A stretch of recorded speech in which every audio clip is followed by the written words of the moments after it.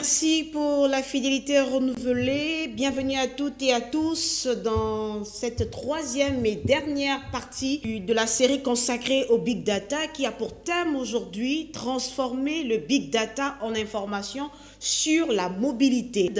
Donc nous avons pour premier invité le docteur Eric Adia, qui préside depuis novembre 2019 l'Agence francophone pour l'intelligence artificielle, en charge de la promotion des technologies du numérique et de l'intelligence artificielle au service du développement durable en Afrique. Il est titulaire d'un doctorat en linguistique informatique de l'Université Paris 7 Denis Diderot, d'un master en économie internationale et globalisation de l'Université Pierre Mendès France de Grenoble et d'un diplôme d'études supérieures de l'Université de Genève.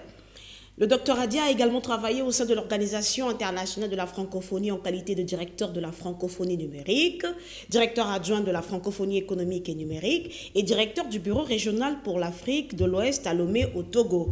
Outre ce parcours, il a également occupé les fonctions de directeur de l'ONG internationale Innovation Réseau pour le développement à Genève, conseiller du président de la République du Bénin, professeur assistant à l'université d'Abomey-Calovi au Bénin et directeur général par intérim de l'Observatoire international des transferts des fonds des migrants, une institution rattachée au Bureau mondial de coordination des pays les moins avancés auprès des Nations Unies à New York.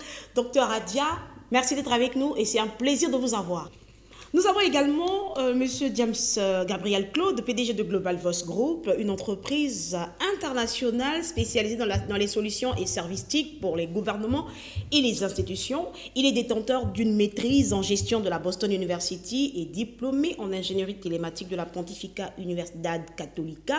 Fort de 15 ans d'expérience en technologie de l'information, en 2005, il a assuré la gestion des centres d'opération de Global Voice Group et ses compétences en technologie et administrative ont mené l'entreprise à le nommer vice-président des technologies en 2012, poste qu'il a occupé, autant pour moi, jusqu'à sa nomination à titre de président directeur général de Global Voice Group en 2018. Monsieur James Gabriel Claude, c'est un plaisir de vous avoir à nouveau. Merci pour l'invitation. Transformer le big data en information sur la mobilité. À quoi renvoie pour vous l'analyse des données de mobilité? Quelles en sont les principales utilisations, docteur Adia? Oui, je vous remercie. Alors, connaître la mobilité, c'est être en mesure de la quantifier et de l'analyser pour comprendre les pratiques, les besoins et surtout le fonctionnement des territoires au sein desquels les populations sont appelées à se mouvoir. Et aussi modéliser et construire des outils d'aide à la décision permettant d'évaluer les politiques. La période sanitaire actuelle, il s'agit de mobilité dans les questions d'épidémie, dans les questions de pandémie, mais les applications ne s'arrêtent pas là. Nous avons de plus en plus d'exemples où ces données de mobilité sont utilisées dans le cadre des transports, dans le cadre de la sécurité aux frontières pour la libre circulation des personnes et des biens, dans le cadre du tourisme et aussi dans le cadre de la sécurité alimentaire, dans le cadre de la modélisation des changements climatiques, de l'assurance maladie, de l'inclusion financière. Nous avons des cas où ces données sont utilisées pour modéliser les conditions d'octroi de microcrédits en fonction des données, en fonction de la mobilité des populations. Alors, j'aimerais donner un exemple concret qui concerne la FRIA, l'agence que je préside actuellement. Nous avons, au mois de mai 2020, eu une action de sensibilisation à l'intelligence territoriale, à l'intelligence artificielle territoriale avec une vingtaine de gouverneurs du Sénégal pour voir comment, au-delà des aspects théoriques, nous pouvons utiliser les données de mobilité et travailler à la sécurité alimentaire en modélisant les enjeux liés à la pêche et à la circulation des poissons entre le Sénégal et la Mauritanie. Voilà des projets sur lesquels nous réfléchissons pour pouvoir utiliser les données de mobilité à des fins économiques, à des fins concrètes, autres que les aspects sanitaires. Nous allons tourner du côté de M. Claude. À quoi renvoie pour vous l'analyse des données de mobilité? Je pense que la crise sanitaire et économique que nous traversons a mis en lumière l'importance et l'utilité des données de mobilité pour lutter contre le Covid. Donc, c'est pas la première fois que ces données-là sont utilisées. C'est une approche qui a déjà fait ses preuves dans beaucoup de pays, tels qu'au Bangladesh, où en 2019, ça est utilisé pour pouvoir prévenir et essayer de prévoir où des épidémies comme le paludisme peuvent se produire. Ce qui a permis, bien sûr, aux autorités de prendre des mesures préventives.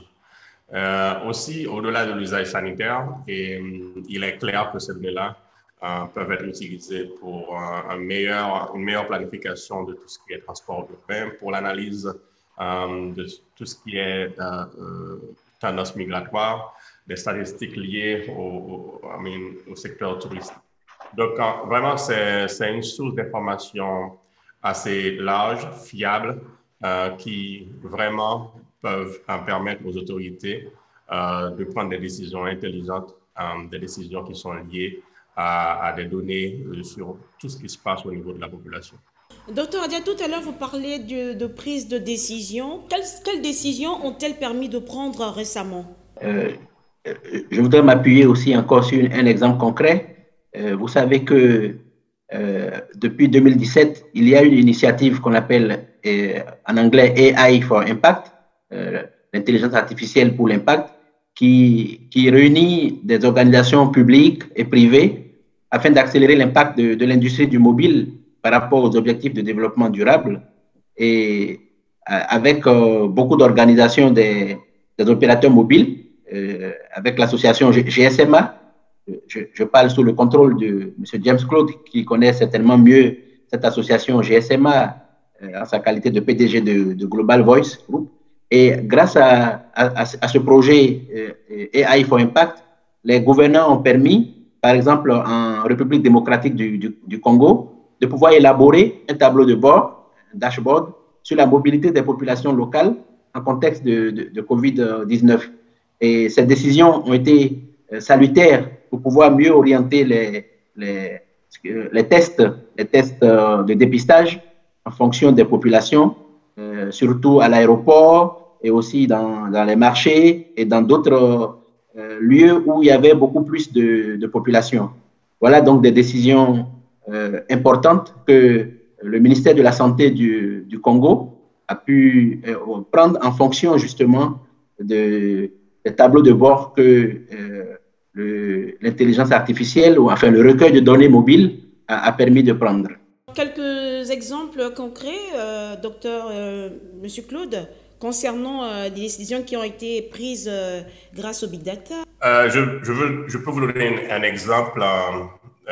C'est le cas du Ghana, où l'entreprise dont je dirige, ça fait déjà des années qu'on y travaille, et en fournissant un système de monitoring de tout ce qui est l'écoulement du trafic, etc. Donc, avec la COVID, et l'autorisation du gouvernement, bien sûr, on a changé un peu l'approche pour adapter le système afin que le gouvernement puisse faire le tracking de la population. Donc, on a mis en place ce qu'on appelle un indice de mobilité, ce qui a permis aux autorités sanitaires de comprendre un peu le mouvement de la population. Donc, s'il y a, par exemple, un groupe de gens qui sont infectés dans une zone, pas la peine de confiner tout le territoire. Donc, ils ont pu prendre non seulement des décisions, mais des décisions intelligentes qui sont basées sur des données précises qu'a fourni cette plateforme-là qu'on a installée au Ghana. Alors, vous avez parlé de décisions intelligentes. Alors, pourquoi sont-elles devenues une source d'information majeure pour la prise de décision? Je pense que ce sont des données fiables, parce que ce sont des données qui sont générées à travers des terminaux qui sont indispensables et que les gens utilisent tous les jours, comme la téléphonie mobile. Et je pense que ces métadonnées-là sont générées et sont stockées à travers les fournisseurs de services. Et donc, ça nous permet de construire des systèmes qui sont tout à fait automatisés, qui peuvent donner des informations en termes de mouvement. Donc, en fait, je pense que la fiabilité, c'est la clé pour l'utilisation de systèmes basés sur la mobilité. La fiabilité, vous partagez cet avis, docteur Adia? Oui, je suis tout à fait d'accord avec l'argument de la fiabilité soulevé par le PDG, M. Claude. parce que, en fait, cette fiabilité est basée sur, en fait, des méthodes déjà éprouvées. Je vais donner l'exemple, par exemple, d'exemples qui ont été tirés par le suivi des données de la grippe pandémique en 2009 avec une étude de l'OMS. Et il y a eu quatre éléments: la mobilité de la population, les aspects épidémiologiques, les aspects logistiques et les aspects économiques. Et par exemple, avec ces données, on a pu savoir quelles interventions sont efficaces pour suivre les mouvements de population. Ça, c'est au niveau de la surveillance. Mais on a pu modéliser aussi comment mettre en œuvre des interventions sociales. Et pareil pour les aspects épidémiologiques, à quelle vitesse les maladies se propagent et quel est le taux moyen d'infection. Donc, on arrive à poser des questions vraiment pratiques. Par exemple, au niveau logistique, les données agrégées permettent de comprendre où sont les personnes pour déterminer où sont les besoins. Et cela permet des allocations de ressources suffisantes ou pas. Et cela permet aussi de voir si les comportements entraînent des demandes de ressources comme prévu. Ça, c'est au niveau vraiment de tout ce qui est descriptif, tout ce qui est, disons, analyse présente. Mais en même temps, ça permet ce qu'on appelle les aspects prédictifs, de modéliser, par exemple, avons-nous suffisamment de ressources pour répondre aux besoins futurs? Où est-ce que les ressources devraient être placées? Vous voyez? Donc, la fiabilité permet de prendre des décisions au niveau logistique et aussi de prendre des décisions, et ça on l'oublie souvent, mais au niveau économique, en se posant la question, quels sont les secteurs qui ont été durablement touchés par la pandémie ou par les maladies et lesquels se rétablissent déjà? Dans quelle mesure le travail à distance a-t-il augmenté? La pauvreté a-t-elle augmenté? Dans quel domaine? Ça, c'est au niveau de la description. Mais en même temps, les gouvernants peuvent prendre des décisions prédictives au niveau de la modélisation pour se poser la question: comment les changements de mobilité affecteront l'activité économique? Quels seront les secteurs susceptibles de souffrir? Donc, cela permet vraiment de compléter et d'enrichir ce que M. Claude vient de dire. D'où proviennent ces énormes quantités de données et quels sont les systèmes actuels déployés pour les traiter? Oui, alors justement, on en revient à tout ce qu'on appelle les données mobiles, parce que le secteur mobile, comme vous le savez, a connu un boom très important et aujourd'hui, la plupart des Africains ont des terminaux mobiles, des smartphones, comme on dit, des téléphones intelligents. Donc, la plupart de ces données, en fait, proviennent du recueil des données qui sont aussi anonymisées au niveau des abonnés de ces prestataires de services mobiles. Et cela permet, lorsqu'on arrive à les anonymiser, de créer ce qu'on appelle des dashboards, en français des tableaux de bord, sur justement la mobilité des populations et de pouvoir justement mettre en place des systèmes d'information géographique. Et ça, c'est le cas, par exemple, en RDC, le projet dont je vous parlais avec GSMA a collaboré, a construit des données à partir des données recueillies par Orange en RDC, avec l'appui technique de Kinshasa Digital et de Flowminder pour justement agréger ces métadonnées et de pouvoir les exploiter à travers des algorithmes qui permettent de prédire les mouvements des populations. Dans ce cas, comment les autorités réglementaires peuvent-ils garantir leur anonymisation? Alors, c'est une excellente question et c'est une préoccupation majeure aussi parce que c'est les enjeux de l'intelligence artificielle. D'ailleurs, avec la FRIA que je préside, nous avons eu un forum très important sur ces questions, hier et avant-hier. Comment garantir la protection des données, la confidentialité, le respect de la vie privée? Alors, au niveau du recueil de données par les entreprises de mobile, c'est d'abord de définir des métadonnées et de pouvoir faire des données agrégées qui ne sont pas identifiables en respectant justement la confidentialité, enfin les aspects liés à la vie privée, aux données personnelles. Et surtout, ce qu'il y a lieu de faire, ce que nous recommandons, c'est de mettre en place des process de transparence sur les processus en amont et en aval, avec les gouvernements donc, et les agences, c'est de pouvoir respecter les lois locales en définissant clairement les objectifs, vous voyez, pour voir quel est le contrôle d'accès, quelles sont les stratégies de sortie de ces données et surtout, quelle est la responsabilité de ce qu'on appelle les agents de traitement de données. Et vous savez d'ailleurs qu'en Afrique, les pays ont commencé à combler progressivement le vide juridique et réglementaire avec l'adoption de lois sur la protection des données à caractère personnel dans une quinzaine de pays, surtout francophones, ainsi qu'à travers l'Association francophone des autorités de protection des données personnelles, avec l'appui de la Commission nationale de l'informatique et liberté, la CNIL. Et donc, pour nous, c'est à travers le respect de la loi et à travers surtout la formation. Il faut former les personnes chargées de recueil de traitement des données. Et vous savez que l'Union européenne a adopté un règlement général sur la protection des données personnelles, RGPD, qui ne se limite pas aux frontières de l'Union européenne, mais qui s'applique vraiment au niveau international et donc qui demande une certaine conformité sur ces enjeux. Donc, je pense que c'est à travers la vigilance des pays, la vigilance des autorités de protection des données que nous pourrons garantir que nous avons des données anonymisées et qui respectent les droits des citoyens à la vie privée. Monsieur James Claude, vous qui proposez des solutions et services TIC pour les gouvernements et les institutions, comment les autorités réglementaires peuvent-ils garantir la protection des données personnelles, le respect de la vie privée? Je pense que c'est une question très intéressante. C'est un sujet de débat dans les différents pays. Comme Dr Adja vient de le signaler, je pense que nous, ce que nous faisons, c'est on travaille avec beaucoup de clusters d'informations. Plus le cluster est grand, moins les gens sont identifiables. Nous créons des modèles analytiques basés sur des données non identifiables. Donc, il y a des moyens qui existent aujourd'hui, il y a des solutions techniques comme celles que nous utilisons à GVG qui permettent de faire une agrégation de ces données-là afin d'enlever toute relation à des personnes spécifiques.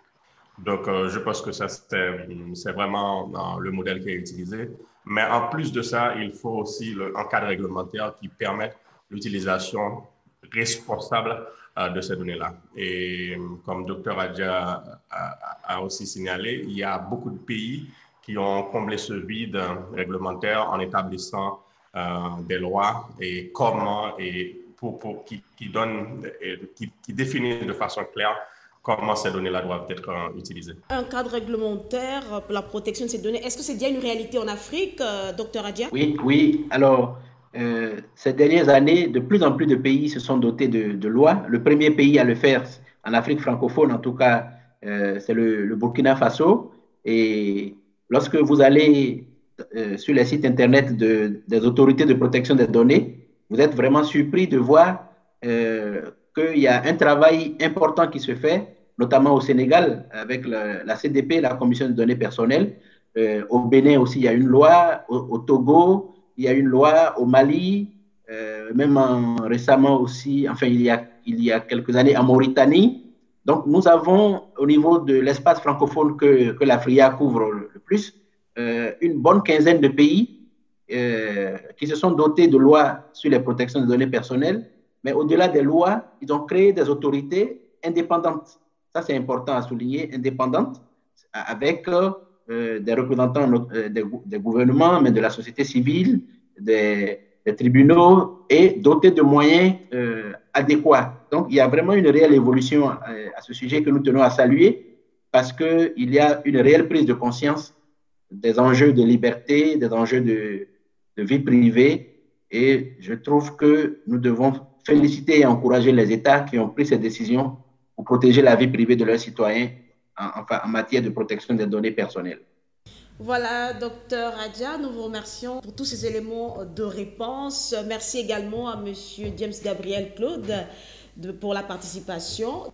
Merci de nous avoir invités et puis ravi d'avoir fait la connaissance de M. James Claude à travers cette émission. OK. Merci. Merci également à vous, chers internautes, pour la fidélité renouvelée. C'est la fin de cette série consacrée au Big Data. Pour resuivre la première partie, la deuxième partie, vous pouvez tout simplement aller sur financialafrique.com. Vous aurez toutes les informations concernant la série dédiée au Big Data.